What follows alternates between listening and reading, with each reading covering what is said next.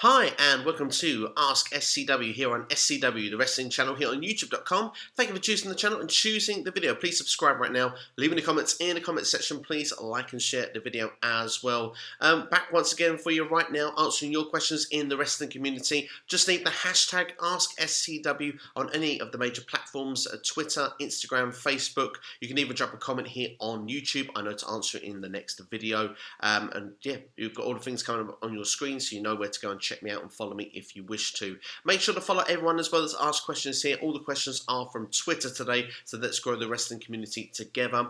I have done the video slightly early this week purely because I'm aiming to get another video out for you either tomorrow or on Monday, and the idea for that is to do a retro podcast in some form. George hopefully will be joining me and we're going to discuss the first two episodes of WCW's Monday Nitro. So if you're interested in that, then make sure to check out that video. It should be dropping in the next 1 to 2 days. But without further ado, we're here for a Q&A. Let's get straight on with the first question this week. And it comes from Mike, Italian Habs Mike. What is your favourite WrestleMania and your opinion on the greatest WrestleMania match ever?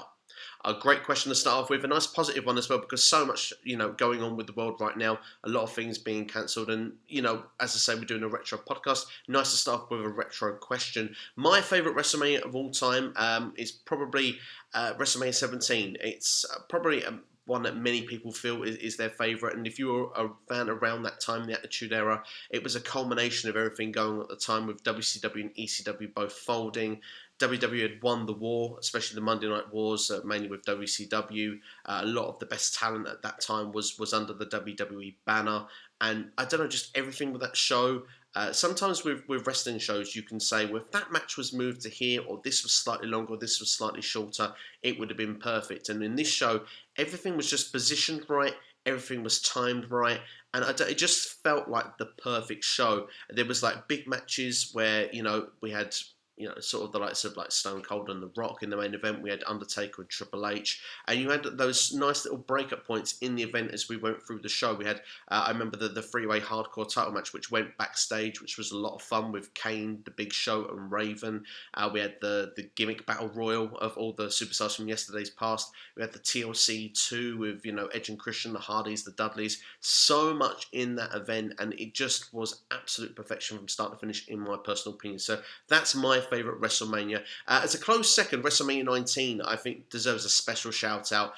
If anyone hasn't seen that WrestleMania, make sure to go and check it out as well. In 2003, of course, you had Lesnar and Angle in the main event, and just another one of those where everything just ticked all the boxes for me. Everything was in the perfect order, perfect length, and I don't know, it just felt a very special WrestleMania as well. So those are my two top ones, but WrestleMania 17 does take the cherry for me as the best one. Looking as best WrestleMania match ever, a lot of people tend to go with Taker and Shawn Michaels, whether it's their first one, their second one. For me, I'm going to be honest, it's not my favourite, and I have a special reason for it, because at that time, I didn't have the ability to watch those events as and when they happened at that particular time, so I always got to see those matches later, which meant I always knew the results, so it kind of took the gloss off a little bit, but I still appreciate what masterclasses both of those matches are. My favourite WrestleMania match, though, is an Undertaker match, and is at WrestleMania 28. Him versus Triple H with Shawn Michaels as a special guest referee inside Hell in a Cell. For me, it was a very long, lengthy match, but the storytelling in this match is what really sold it to me. I love a good story, and this was built up as end of an era. It was a storyline that technically worked over 4 WrestleManias if you include the Shawn Michaels matches. The match with Triple H the year before, we had to finish this inside Hell in a Cell, which is always a special structure anyway. Certainly when that match definitely still had perhaps the meaning that it had, because I do think the gloss has gone off of it a little bit in today's market. But yeah, I do feel that match it ticked all the boxes. Shawn Michaels deep down wanting The Undertaker to lose. The Sweet Chin Music hit at one point, and he knows he should call it down the middle. And just, I don't know, the facials and everything about it was so special. So for me, that's my favourite WrestleMania match of all time. Joseph Cronlin with our next question. What match will be affected most without a crowd at WrestleMania? And what match will be affected the least without a crowd at WrestleMania? Very good questions indeed. Looking at this just WrestleMania, of course, it's going to be now held over 2 nights, which is something I've not covered. I did give my feelings of WrestleMania at the Performance Center earlier in the week, so if you've not checked that video out, go and check it out now. But yeah, WrestleMania over 2 nights, I think, is a good thing. It's split up, and we've got 2 shows there. But like you say, it's still without an audience, so there are going to be matches that are going to be affected without that audience, and there probably will be matches that will not, or probably will benefit from no crowd. I've got two for you, but I've got an ultimate one, which will be the top most affected. I think Otis and Dolph Ziggler, if that happens in some combination with Mandy Rose, that storyline, it's been worked so well with a crowd, so that would be my second choice. But I think that the pop that the crowd would have given for that would have been really good. So I do think that match would be probably affected. The one I think is going to be most affected, and I think this goes without saying, Drew McIntyre and Brock Lesnar. Now, of course, there are rumours that Brock Lesnar is actually stuck in Canada and may not be able to get down in time for WrestleMania. Let's hope that that isn't a problem when it comes down to it, and that rumour it just turns out to be false. But I do think that match is going to be most affected. Drew McIntyre has been booked like a star, and he's worked so hard to get where he's wanted to get to the position he's in. He's now in a WrestleMania main event, going to be taking on Brock Lesnar, WWE Championship, favourite to win, and if he does win, that magical moment is going to be in front of nobody, and I really think that that is going to have some sort of effect, and it does, for me, it puts a downer on that title win, and it shouldn't, because I mean Drew has done so well. Be the first ever Scottish WWE champion. A representative of the United Kingdom. So I mean, it would be great to see. Want to see it happen, but I do think it's something that would have been much more special in front of fans. I do feel sorry for AJ Styles as well. A match with the Undertaker. I mean, it's something that superstars always want, is that match with Taker at WrestleMania. To have that without a crowd, I think would affect the superstar rather than affect the match itself. But I think the most affected would be Drew versus Brock. But I do think Otis and Ziggler would be one that would be majorly affected as well. Least affected, I mean, there are matches that would probably have some sort of least effect. I mean, Randy Orton and Edge doesn't need a crowd, in my opinion. I think they will have the ability to tell a story anyway. And for, a match that I think will definitely be least affected, but probably most benefit from not having a crowd for me, is Reigns versus Goldberg. I think is the match that will be, probably least affected, but will be in one way most affected, because it won't have fans crapping all over it, and WWE can play the story out how they want, and fans that probably, may take a little bit of an issue with keep seeing fans crap on things on the product, whether it's right or wrong to do so, I think, and just have the ability to enjoy what they're going to put out, and I think it will probably have more of a positive reaction than expected from fans a few weeks ago, which is interesting to say, I know, because I'm sure a lot of fans probably go, well, I still hate it. But I think that when you've got a lot of fans telling you it's bad, I think that sometimes it does have an influential effect on how other people may or may not think. So, my feeling with the match is something that it's not something I needed to see. I'm not something necessarily excited to see, but I do think it's the right time for Roman Reigns to become Universal Champion again, purely because he's been out of the title picture since he relinquished it, and he did a long time to fight to get the belt before. So I think it's time now for Reigns to have a run as champion, whether it's 4 to 6 months. I think it's the right time, and Goldberg is the right guy to beat. I think had that have been against The Fiend, I think that would have potentially got some backlash at the time. But as it's Goldberg that will take the drop, I don't think it'll get as much heat. I just think fans may have heat on the match itself because they don't want to see it. But as there's no crowd, I don't think it'll have as much effect. Next question comes from Everything Pro Wrestling Podcast. What match has the most potential with the current WrestleMania card, and what's AEW's next focus once things get back to normal? Interesting questions there.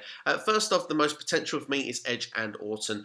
We do say about no crowd. I mean, I do feel sorry for Edge. He's waited all them years to get a match at WrestleMania again, and thought he'd never get the opportunity. Now it's in front of nobody. So I do feel sorry for him on that note, but of course we did get the special Royal Rumble moment. I do think him and Orton are such great pros. There's such potential, and the storyline is hot. And I do actually think that the match could actually benefit from being in front of nobody, because you're going to really feel that slow pace. If Orton's in the mood, the slow pace, the feeling with it's going to be something special. And I don't know, I have a feeling it could be cringe-worthy TV of watching, like we saw moments like the Hell in a Cell with Jeff Hardy, where had the thing through the earring and pulling the ear, and that I've got that feeling that Edge can do that sort of that Edge can have that sort of stuff done to him by Randy Orton.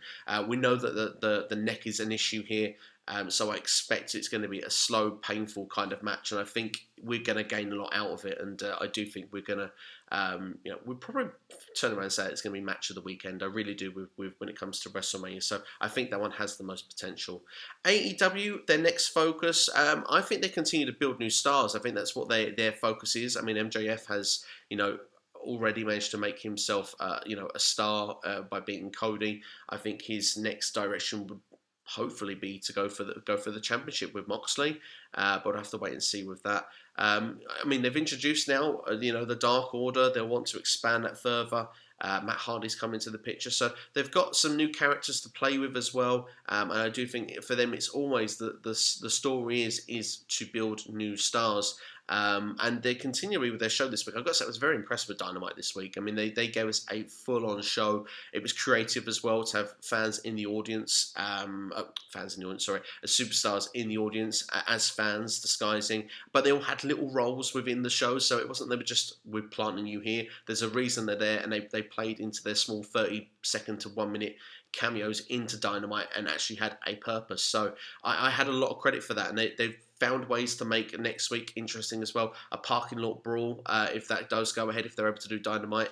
I mean, you wouldn't have fans there anyway, so it's creative, and I really think that that's what their aim is to be, is to really think outside the box and make new stars, and I think that's what they will continue to do in AEW going forward. Back to WrestleMania questions now. We've got the hard-hitting sports podcast for us next now.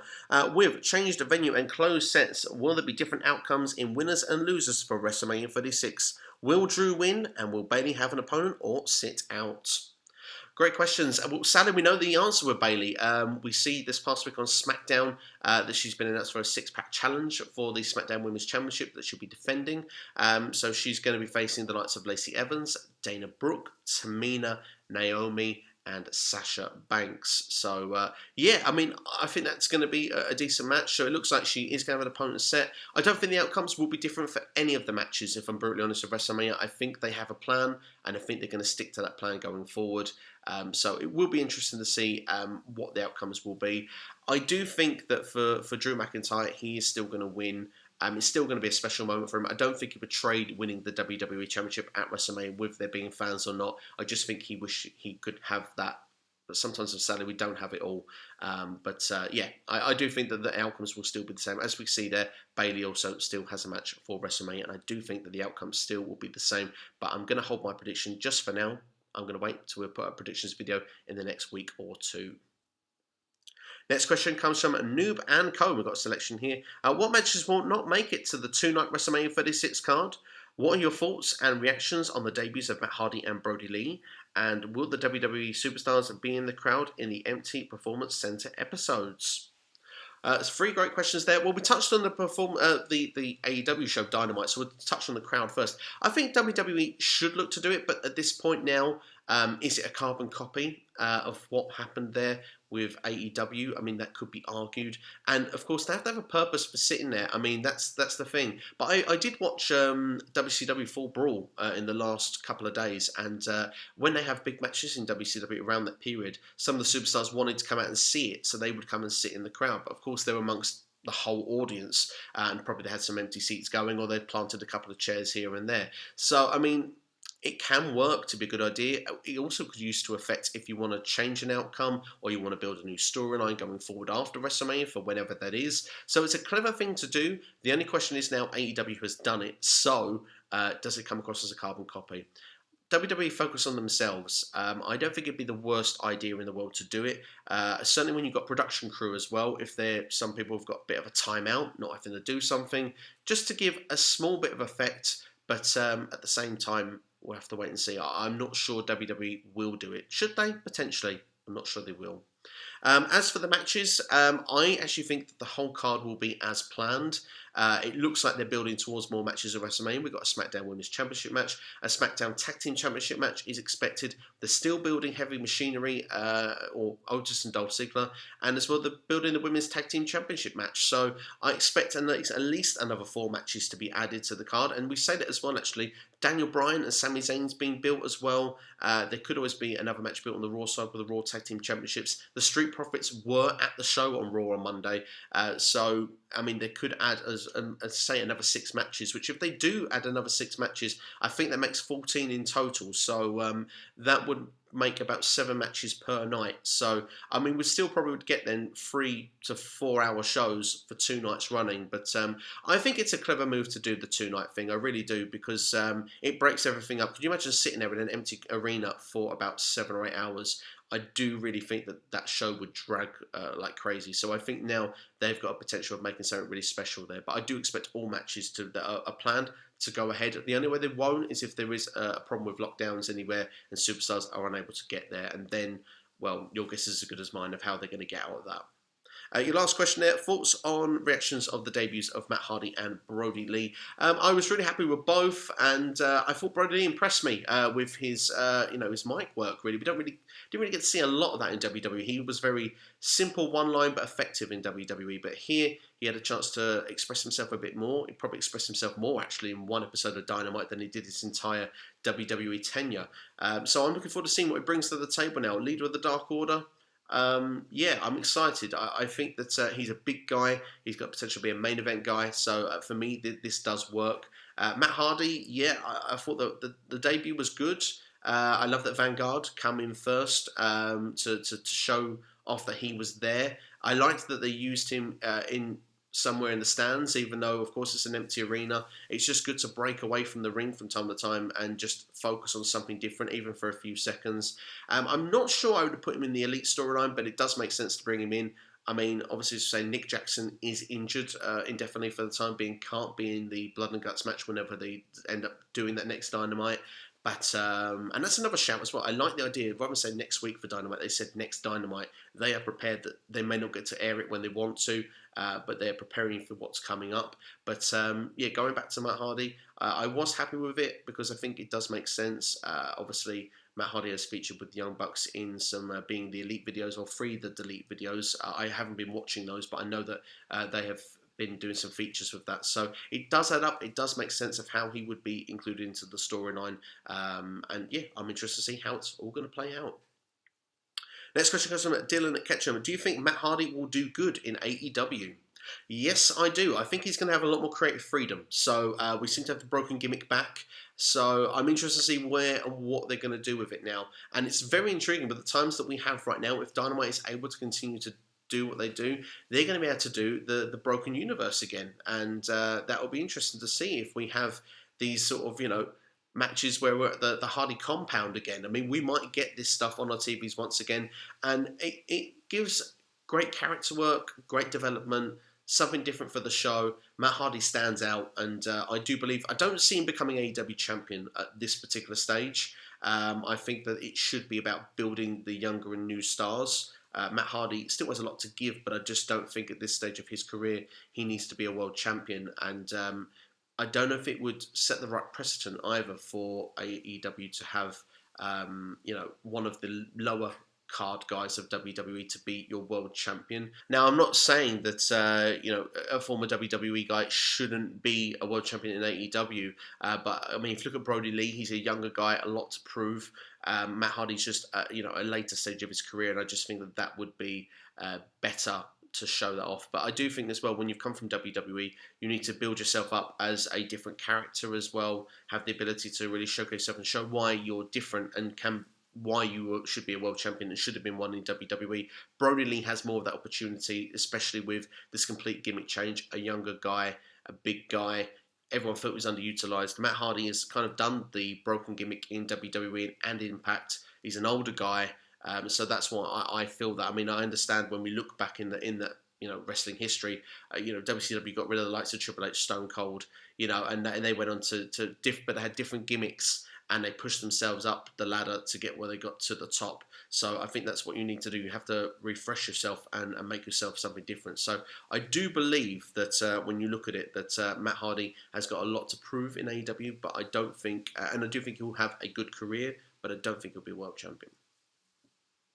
Next question comes from Get Show Wrestling Podcast. Do you think the roles of Matt Hardy and Brodie Lee were best for AEW? Or do you think it would have been better utilised if their roles were switched? Matt leading Dark Order and Brodie Lee with the Elite. Interesting question. I mean, Matt Hardy would have been perfect for the Dark Order as well with the broken gimmick. So I do feel that would have had an opportunity to do something. But I kind of feel that the roles were in the right way round. Purely because, for me, Brodie Lee is a bigger guy. Of the two, he has the more, as we said in the last question, he's a younger guy, hungrier, something to really prove here to get himself in that main event level. He is a bigger guy, and I think it's probably more believable that Dark Order can now move on towards the main event scene. Maybe a slightly controversial opinion there with that, but I just think that Brodie Lee actually has shown already that he has got more to give than perhaps what a lot of people would have realised in the role he's got.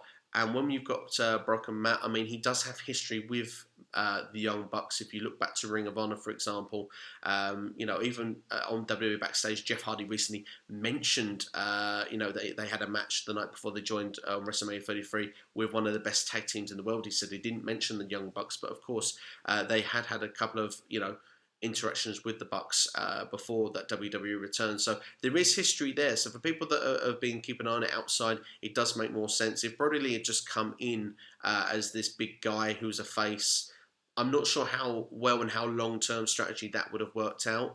And I think that fans like the broken gimmick and like the broken universe. So although it would have been interesting that switched and seen with Matt as a bad guy, I do think that fans are going to go crazy for the broken gimmick coming back, and I do think that fans are on the side of it. So I do think it is the right way around, in my opinion. I do think that the AEW has got this right. Next question comes from Headlock Talk Podcast. What are the chances Jeff Hardy joins his brother in AEW after injury time is served? Great question. Well, I mean, of course, Jeff Hardy has just obviously returned over the last week or so to WWE. He was on SmackDown and defeated King Corbin in the main match there that week. It was certainly the main event match, anyway, not the main event segment. But Jeff Hardy, it's definitely possible that he could, join AEW after his time with WWE is up. But on Backstage, going back to mentioning he was on Backstage, he said he thinks he's got still things to prove in WWE. Now, is it something he says for the cameras, or is it something that he truly believes? We'll have to wait and see. But I do think Jeff Hardy, now he's on his own, comes back. He was always seen as the more marketable one of the Hardys in WWE's eyes, and he has been WWE champion. I think he could, especially as he's beating King Corbin, I think he's got some feuds there that can keep him going in WWE for a while. Braun Strowman, The Fiend, and Roman Reigns, they're probably matches he all wants, and I don't see why Jeff Hardy couldn't be an upper to main eventer once again now on SmackDown, now he's returned. Especially as it kind of proves to them that they feel that they have the better Hardy. But the question will be, what happens with Jeff Hardy now he's returned, if he will be joining back up with, if he will see his contract out. He may want to have a chance of playing as Willow. He may want to be Brother Nero. It'll be interesting to see. But he did say again on Backstage that he thought right now it was best that him and his brother were in different places, and that Matt will be doing his thing and he will be doing his thing. And he's got some unfinished goals that he wants to have in WWE. So again, is it a smokescreen, or is it something he genuinely believes? Time will tell. I think for the meantime, he has got stuff he can do in WWE, so I'd like to see him stick around, but we'll have to wait and see how it all plays out over the coming months. Next question comes from Ty at World Order 2. Do you think Impact Wrestling is on the cusp of adding to the Knockouts division? They're recalibrating Tenille's character, judging from the vignettes, and they are doing the Open Challenge and featuring some new faces, and it's more than once. Tommy Dreamer hasn't mentioned that a new knockout has been signed. We've got Tyra and Tessa doing things outside of the division. We need more knockouts. Well, we do need more knockouts, and there has been one whose name sadly does escape me as we do this video at the moment, but she's been involved in the last couple of weeks, I do know, with Jordan Grace, and I think this week, I believe she was against Kiera Hogan, maybe, if I've not got that mistaken, but we do need some fresh knockouts in there. I do think with the Tenille Dashwood character is so intriguing because it feels like they're going down the road that they did with her character of Emma in WWE, and I think that they're going to recreate that and do it better. So I'm interested to see how that is really going to play out. The Tenille Dashwood character really intrigues me, but we do need more fresh faces within Impact Wrestling in the Knockouts division. Like we say, we've got Taya doing other things. We've got Tessa, of course, as the world champion. We've got Su Yung and Havoc. It just feels at the moment that Jordan Grace is kind of champion, but with not much to do, which is really weird. We have rivalries going all throughout the show, but We don't really have that challenger that's ready for her. And what I will say is that Impact Wrestling is always very clever at finding new talents and bringing new people in, young, hungry athletes, not perhaps someone that's gone under the radar from somewhere else, and they tend to stand out and make an impact. So no pun intended, by the way. So I'm intrigued to see what they're going to do in Impact Wrestling, but I do agree that there are more knockouts needed. It's just time will tell to see what will happen and who will come in. Next question comes from Mark World Order Wolfpack. Will Vince do a coronavirus storyline?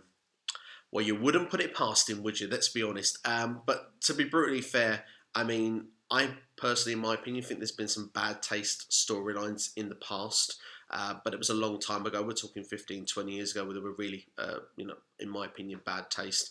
In this day and age, I think WWE does not want to upset anybody. I mean, this virus is killing people, so I don't think it's a good idea. They've got sponsors. They've got television deals, big television deals with a lot of money, and I mean, of course, just taste in general. I just don't see it in this day and age. So no, I don't see it happening. Back in the old days, maybe you could have seen an evil heel Vince McMahon saying that he's conquered it and taking credit for it if he's able to put shows on when everybody else is cancelling. But yeah, in this day and age, I don't see anything of that sort of storyline or anything coming out to television. I mean, WWE isn't even mentioning the idea of coronavirus on TV. The worst they've done this week, they are saying that we know that it's tough in the world right now, and we're trying to take your mind off things for a couple of hours. And now WrestleMania is too big for one night; it's 2 nights. I wonder if they're going to continue doing that though in the coming years. If they can have crowds there again, will they hire stadiums for 2 nights running? I'm not so sure. I think that it's just their own way to try and give a clever slogan to say, look, we know what's going on. The show's going to be long with no people. Let's do it over 2 nights. But yeah, I don't see any mention of coronavirus, let alone a storyline. Next question comes from Slam Hub Wrestling. It's the last one this week. Do you think the real reason behind WWE doing Mania at the WWE PC is not the insurance, but to hide their creative failures, especially for Mania, that was visible even before the outbreak chaos? Well, I'm going to not agree with this, I'm afraid. No, I think it's nothing to do with it personally. I think that it's because they are not allowed to have fans, and that's simply the reason why it's at the PC. They had a choice of hiring this big stadium for what would have held 80,000 people. Why do something in an empty stadium of 80,000 when you can do it in front of 500? It's going to be the same result. It's nothing to do with the creative at all. The creative has been bad, in my opinion, in other years leading up to WrestleMania, and you've always got that hardcore demographic that buy the tickets. That the fans are gonna be there. If the fans could be there, they would have their 80,000 people, because people save all through the year and they're diehard fans for WWE. They'd be there whether the show was good or show was bad. They're in it for the long run, and WWE knows they have them sort of fans. So in my opinion, no, I don't think it's anything to do with any of that personally. It's simply because, I mean, when you look at things as we've seen go through the scale. First off, for Europe, no one's allowed to travel to the United States. Well, that eliminates a lot of your market that's probably bought tickets. So you'd have probably knocked at least half of that arena out already. Now that it seems to be starting with lockdowns, or certainly precautions in the United States and recommendations and stuff like that, and fear that there can be lockdowns coming, I think that they took matters, or personally in an opinion, either Tampa or WWE took matters into their own hands, have come to an agreement, and it's been done at the PC. Could have been done at a different arena that was empty? Yeah, of course, but I mean, why hire an empty arena when they've got one of their own?